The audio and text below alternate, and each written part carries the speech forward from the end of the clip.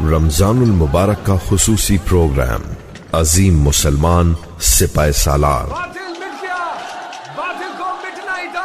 عظیم مسلمان سپہ سالار اسلام کی ابتدا ہی سے ان کے دشمن کسی نہ کسی بہانے سے مسلمانوں کو جنگ پر مجبور کرتے رہے ہیں۔ تاریخ گواہ ہے کہ مسلمانوں نے کبھی مال و دولت اور دنیاوی شان و شوکت کے لیے لڑائی نہیں لڑی۔ انہوں نے تلوار اٹھائی تو ظلم کے خلاف اور مظلوم کی داد رسی کے لیے، اور جنگ میں بھی اسلامی اصولوں پر عمل پیرا رہے۔ اسلام کی تعلیمات کے ساتھ مسلمانوں نے بڑے بڑے معرکے سر کیے اور باطل قوتوں کو زیر کیا۔ اس پروگرام میں مختصر طور پر اسلام کے کسی ایک عظیم سپہ سالار اور اس کے کارناموں کو بیان کیا جائے گا۔ محمد بن قاسم۔ مسلمانوں نے ہر جنگ کے لیے پہلے حکمت عملی تیار کی اور پھر اسی کے مطابق جنگ لڑی گئی۔ اسی لحاظ سے جب سندھ میں راجہ داہر کے خلاف اسلامی فوج روانہ ہوئی، راجہ کے مضبوط قلعے کو فتح کرنے کا بھی بندوبست کیا گیا۔ ظاہر ہے اس زمانے میں ٹینک وغیرہ تو نہیں ہوتے تھے، اسی لیے آج کے ٹینک کی طرح منجنیق ہوتی تھی جس سے بڑے بڑے پتھر دور تک نشانے پر پھینکے جا سکتے تھے۔ مسلمانوں کی اس فوج کے ساتھ جو منجنیق تھی اس کا نام عروس تھا۔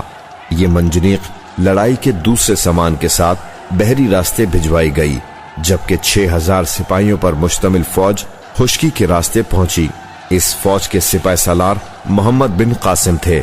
اگرچہ ان کی عمر اس وقت صرف 17 سال تھی، لیکن ان میں خدا داد صلاحیت اور وہ اسلامی جذبہ تھا جو بے جگری سے دشمن کا مقابلہ کرنے کے لیے ضروری ہوتا ہے۔ اس جنگ کا سبب یہ تھا کہ سری لنکا سے ایک جہاز مسلمانوں کا سامان تجارت اور کچھ مسافروں کو لے کر جا رہا تھا۔ ان مسافروں میں عورتیں اور بچے بھی تھے۔ جب وہ سندھ کے ساحل کے قریب سے گزرا تو کچھ بحری قزاقوں نے اسے لوٹ لیا اور عورتوں اور بچوں کو قید کر لیا۔ یہ خبر حجاج بن یوسف کو پہنچی جو اس وقت عراق کا گورنر تھا۔ اس نے یہاں کے راجہ کو خط لکھا کہ ان قزاقوں کو گرفتار کرے اور مسلمان عورتوں اور بچوں کو چھڑوا کر بھجوائے۔ راجہ داہر نے جواب میں لکھا کہ میں اس معاملے میں بے بس ہوں اور کچھ نہیں کر سکتا۔ اس پر حجاج بن یوسف نے اپنے بھتیجے محمد بن قاسم کو اس مہم پر روانہ کیا۔ چند دن تک قلعہ کا محاصرہ جاری رہا، پھر منجنیق سے سنگ باری شروع کر دی گئی۔ یہ منجنیق اتنی بڑی تھی کہ اسے 100 سے زیادہ آدمی چلاتے تھے۔ اس کے علاوہ کچھ مسلمان سپاہی بہادری کے ساتھ قلعے کی فصیل پر چڑھ گئے۔ اب تو اندر کے لوگوں کو اندازہ ہو گیا کہ ان سے مقابلہ نہیں ہو سکتا۔ ایسی صورتحال میں راجہ داہر نے بھی فرار ہونے میں ہی عافیت سمجھی اور یوں یہ قلعہ فتح ہوا۔ یہ علاقہ دیول کا تھا۔ محمد بن قاسم نے وہاں ایک مسجد تعمیر کرائی اور 4000 کے قریب مسلمانوں نے اس علاقے کو آباد کیا۔ دیبل کے قریب ایک مقام نیروان تھا۔